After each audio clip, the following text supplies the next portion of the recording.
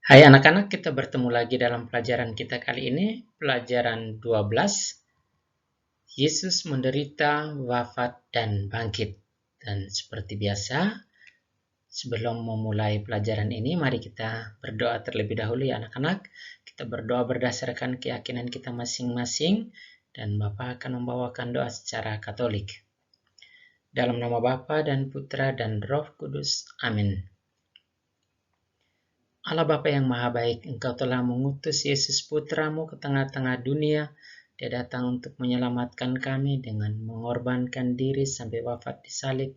Semoga kami juga bisa belajar meneladani teladan Putramu Yesus, berani mengorbankan diri kami untuk memperjuangkan kebenaran, supaya namamu selalu dipuji dan dimuliakan kini dan sepanjang masa. Amin. Dalam nama Bapa dan Putra dan Roh Kudus. Amin. Oke anak-anak, seperti biasa jangan lupa siapkan alat tulis untuk membuat ringkasan materi, karena nanti ada tugas yang harus kalian kerjakan selain mengumpulkan foto ringkasan materi. Baik anak-anak, kita sering mendengar kata korban. Korban itu satu istilah yang biasa, yang sudah pernah kita dengar. Dan korban itu biasanya muncul kalau ada peristiwa bencana, kalau ada musibah, misalnya baru-baru terjadi gempa di Sulawesi Barat, atau longsor di Sumedang, atau juga ada peristiwa kebakaran, atau yang cukup menghebohkan itu peristiwa jatuhnya pesawat Sriwijaya Air. Ada banyak korban di sana. Dan biasanya dalam situasi-situasi itu ada orang yang dengan berani mempertaruhkan nyawanya untuk menyelamatkan para korban. Dan orang-orang itu biasa kita sebut sebagai pahlawan kemanusiaan. Mereka tidak mempedulikan keselamatannya, mereka mau berjuang untuk orang-orang yang menjadi korban dari bencana itu. Tidak jarang mereka orang yang diselamatkan itu lolos dari kematian, tetapi yang menyelamatkan malah menjadi korban atau mati. Dan karena itu mereka dikatakan sebagai pahlawan kemanusiaan. Pada zaman penjajahan, ada banyak orang yang mengorbankan nyawa untuk perjuangan kemerdekaan, dan itu kita sebut sebagai pahlawan. Dan pahlawan adalah orang-orang yang gigih berjuang dan rela berkorban demi masyarakat, bangsa, dan tanah airnya. Jadi orang yang rela berkorban, gigih berjuang, itu disebut sebagai pahlawan. Dan pada umumnya, para pahlawan itu rela mati demi kemerdekaan, demi keadilan, dan demi martabat kemanusiaan, nilai kemanusiaan. Dan untuk ketiga hal ini mereka rela mati, mereka rela mengorbankan nyawanya. Itu pahlawan. Dalam arti yang agak khusus, Yesus juga boleh dikatakan sebagai pahlawan. Ya. Yesus juga melakukan hal-hal yang dilakukan seperti para pahlawan, tetapi dengan cara yang berbeda. Memang Yesus tidak mengusir penjajah, tetapi Yesus menolong orang-orang yang menjadi korban. Orang-orang pada zaman Yesus banyak yang jadi korban tindakan pemimpin yang tidak adil. Mereka juga jadi korban dari penerapan hukum yang berat sebelah. Dan banyak orang yang dicap berdosa meskipun mereka tidak melakukan dosa. Dan untuk menyelamatkan orang-orang ini, Yesus melakukan berbagai hal, diantaranya dia menolong korban ketidakadilan. Yesus juga menyembuhkan orang-orang sakit yang dianggap karena dikutuk oleh Tuhan. Tapi Yesus katakan bukan dikutuk, tetapi karena Tuhan mau menunjukkan belas kasih-Nya. Yesus juga mendekati orang-orang berdosa.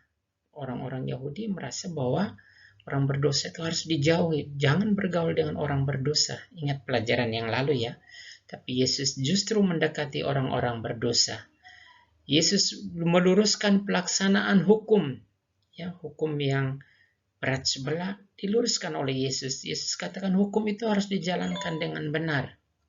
Dan yang terakhir, Yesus melawan ketidakadilan. Dan karena sikap dan tindakan Yesus yang berani ini, pada akhirnya dia harus berhadapan dengan para pemimpin agama Yahudi, berhadapan dengan orang-orang yang berkuasa. Dan karena itu, Yesus dianggap melawan hukum agama. Akibatnya, Yesus lalu dicari-cari untuk ditangkap supaya dijatuhi hukuman mati. Nah, karena Yesus memperjuangkan kebenaran, semua tindakan yang dibuat oleh Yesus dianggap melawan hukum. Maka, para pemimpin sepakat bahwa Yesus harus dihukum mati. Karena dikatakan Yesus melawan hukum. Tetapi bagi Yesus, hukuman mati yang harus dia laksanakan itu adalah sebuah pengorbanan. Yesus mau berkorban. Dan bagi Yesus, berkorban adalah wujud nyata dari kasih. Ya, kalau kita benar-benar mengasihi, maka kita harus rela berkorban. Dan hal itu dikatakan oleh Yesus dalam Injil Yohanes bab 15 ayat 13. Yesus katakan, tiada kasih yang lebih besar daripada kasih seorang yang memberikan nyawanya untuk sahabat-sahabatnya. Jadi kalau ada orang yang rela berkorban sampai mengorbankan nyawa untuk sahabatnya, berarti dia sudah memberikan kasih yang sangat besar. Dan tidak ada kasih yang lebih besar dari itu. Karena tidak ada yang lebih tinggi, yang lebih bernilai, lebih berharga dari nyawa orang itu sendiri. Baik anak-anak, selama hidupnya sebenarnya Yesus melakukan banyak perbuatan baik. Ya, perbuatan-perbuatan baik yang dibuat oleh Yesus itu diantaranya menolong orang-orang yang tertindas, menyembuhkan orang-orang yang sakit dan yang kerasukan setan, bergaul dengan orang berdosa, bukan berarti Yesus mau jadi berdosa, tetapi karena dia mengasihi orang berdosa supaya mereka bertobat dan diselamatkan. Dan yang terakhir, Yesus rajin belajar agama, sehingga Yesus tahu tentang praktek keagamaan yang tidak baik. Praktek-praktek keagamaan yang tidak benar dari para ahli Taurat dan pemimpin agama Yahudi. Nah, karena Yesus tahu dengan baik, maka dia juga bisa memberikan kritik, memberikan saran kepada para pemimpin agama bahwa praktek seperti ini salah, praktek yang macam ini nggak benar, harus diperbaiki. Itu hal-hal yang diperjuangkan, diperbuat oleh Yesus semasa hidupnya. Bagi masyarakat Yahudi, segala hal yang tidak baik seperti penyakit, penderitaan, kemiskinan, itu menurut orang-orang Yahudi ini terjadi karena dosa. Jadi ada orang yang sakit, ada orang yang menderita, orang yang miskin, itu pasti dicap sebagai orang berdosa. Dan dalam pandangan mereka, pandangan masyarakat Yahudi, orang-orang semacam ini, orang-orang yang berdosa ini, hanya bisa diselamatkan oleh belas kasih dan pengampunan. Dan satu-satunya pribadi yang bisa memberikan belas kasih dan pengampunan adalah Allah sendiri. Baik, nanti kita akan lihat hal inilah yang menjadi alasan mengapa para pemimpin agama Yahudi menganggap Yesus melakukan satu dosa yang sangat berat. Ya, nanti berkaitan dengan belas kasih dan pengampunan Allah. Kita tahu Yesus adalah anak Allah, Yesus adalah Allah sendiri. Dan sebagai Allah, Yesus punya kuasa untuk mengampuni dosa, ya karena dia Allah. Tadi Bapak katakan, belas kasih dan pengampunan hanya bisa diberikan oleh Allah sendiri untuk membebaskan orang dari dosa. Nah, Yesus sebagai anak Allah, Yesus sebagai Allah, punya kuasa untuk mengampuni dosa. Sebaliknya, para pemimpin Israel, pemimpin agama Yahudi, mereka tidak percaya kepada Yesus. Nah, ketika Yesus mengampuni dosa, mereka katakan bahwa Yesus menghujat Allah. Dan dosa yang tidak bisa diampuni adalah dosa menghujat Allah. Menghujat Allah itu dosa yang tidak bisa diampuni. Karena itu, karena mereka katakan Yesus menghujat Allah, maka Yesus pantas untuk dihukum mati. Ya. Jadi ini perbedaan pandangan antara Yesus dan para pemimpin Israel berkaitan dengan pengampunan dosa. Ya. Menurut Yesus, Yesus adalah Allah. Dia punya hak untuk mengampuni dosa. Sementara para pemimpin Israel melihat bahwa Yesus tidak punya hak untuk mengampuni dosa. Dan karena Yesus mengampuni dosa, maka Yesus menghujat Allah. Karena Yesus menghujat Allah, maka dia harus dihukum mati. Karena menghujat Allah itu adalah dosa yang tidak dapat diampuni. Ini alasan yang paling utama mengapa para pemimpin Israel kemudian menangkap Yesus dan menghukum Yesus dengan hukuman mati di salib. Tetapi para pemimpin Israel itu tidak punya kuasa untuk menghukum mati. Yang berkuasa untuk menghukum mati adalah para penjajah Romawi, karena waktu itu bangsa Israel dijajah oleh orang-orang Romawi. Nah, maka mereka lalu menangkap Yesus dan membawa Yesus kepada Pontius Pilatus selaku perwakilan kuasa Romawi. Mereka membawa Yesus kepada Pontius Pilatus.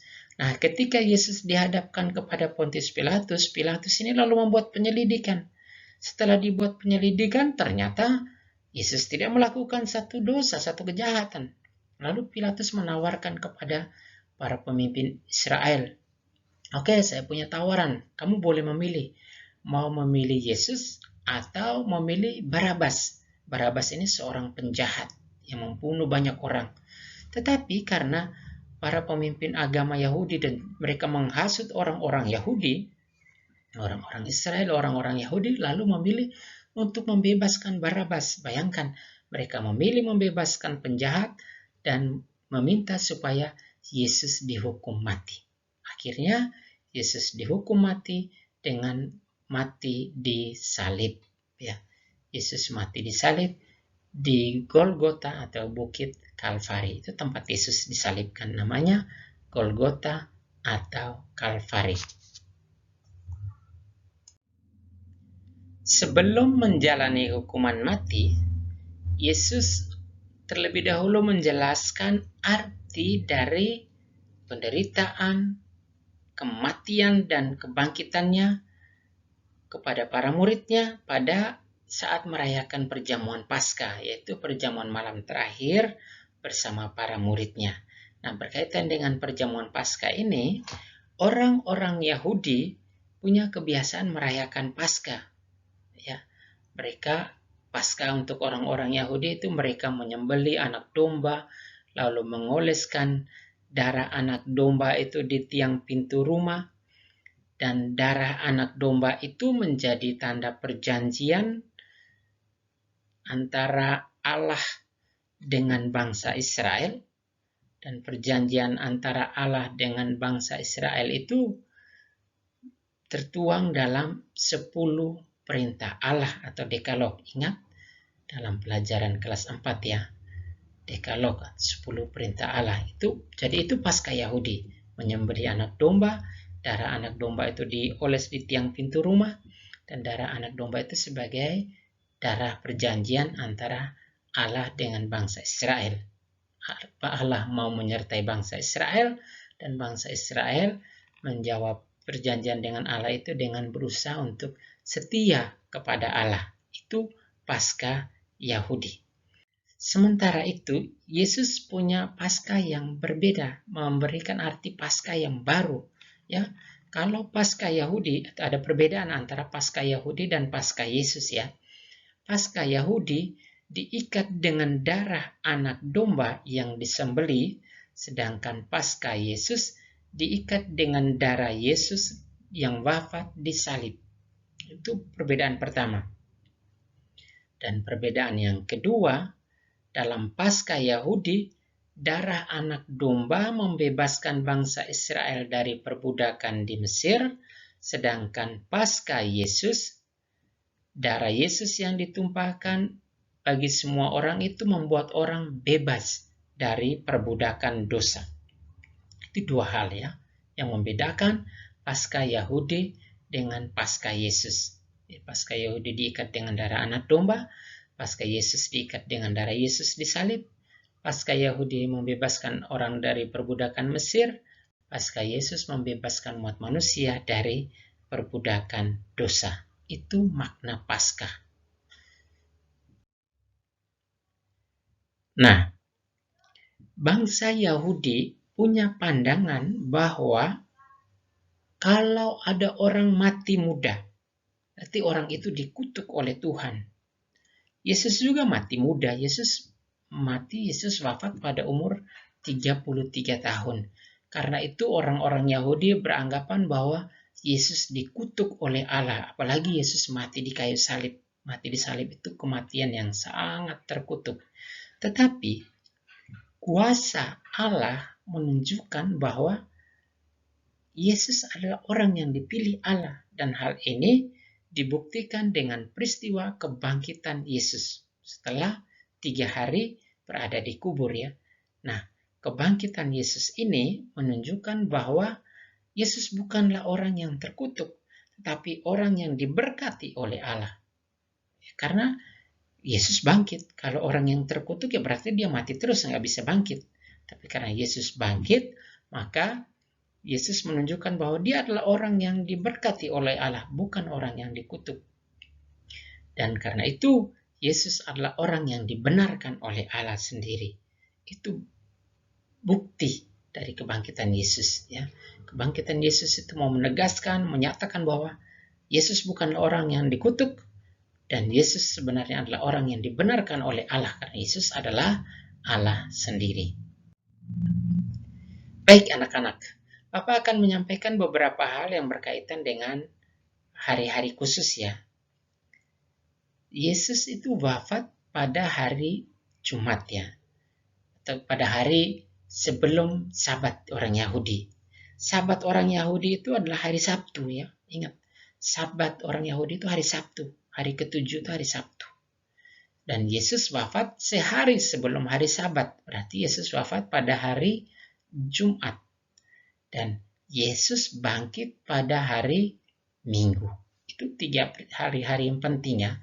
Hari Sabtu itu hari Sabat Yahudi. Hari Jumat itu hari kematian Yesus. Dan hari Minggu adalah hari kebangkitan Yesus. Nah, anak-anak, kalau Sabat Yahudi itu jatuhnya pada hari Sabtu, mengapa orang Katolik, orang Kristen merayakan kebaktian pada hari Minggu bukan pada hari Sabtu? Orang Kristen, orang Katolik atau murid-murid Yesus merayakan kebaktian atau perayaan Ekaristi pada hari Minggu karena hari Minggu adalah hari kebangkitan Yesus. Jadi kita merayakan kebaktian hari Minggu itu karena hari Minggu adalah hari kebangkitan Yesus. Dan bagi orang-orang Katolik, makna dari perayaan Ekaristi adalah peringatan akan sengsara, wafat, dan kebangkitan Yesus. Jadi, makna dari perayaan Ekaristi adalah peringatan akan sengsara, wafat, dan kebangkitan Yesus. Maka, setiap orang Katolik, murid-murid Yesus, wajib untuk mengikuti perayaan Ekaristi. Makanya pada saat pandemi sekarang ini tetap diusahakan perayaan Ekaristi live streaming. Karena dengan merayakan Ekaristi, kita memperingati sengsara, wafat, dan kebangkitan Yesus. Itulah inti perayaan iman kita. Memperingati sengsara, wafat, dan kebangkitan Yesus. Baik anak-anak, dengan demikian materi pelajaran kita hari ini sudah selesai.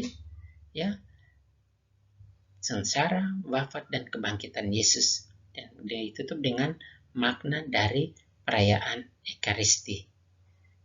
Jangan lupa nanti mengerjakan tugas ya anak-anak, Bapak tunggu tugasnya. Oke, ini dia tugasnya. Pertama, seperti biasa, kumpulkan atau kirimkan foto catatan atau ringkasan materi. Tanda bahwa kalian menyimak video pembelajaran ini. Lalu yang berikut, jawab pertanyaan-pertanyaan ini. Yang pertama, tuliskan 4 perbuatan baik yang dilakukan oleh Yesus. Tadi pada awal Bapak sudah menjelaskannya. Yang kedua, tuliskan perbedaan pandangan antara Yesus dengan pemimpin Yahudi berkaitan dengan pengampunan dosa. Tadi Bapak jelaskan 2 kali. Ya. Perbedaan pandangan antara Yesus dengan pemimpin Yahudi berkaitan dengan pengampunan dosa. Dan yang ketiga, tuliskan perbedaan antara Paskah Yahudi dan Paskah Yesus. Oke anak-anak, itu tugas yang harus kalian kerjakan dan Bapak tunggu tugas kalian di Google Classroom.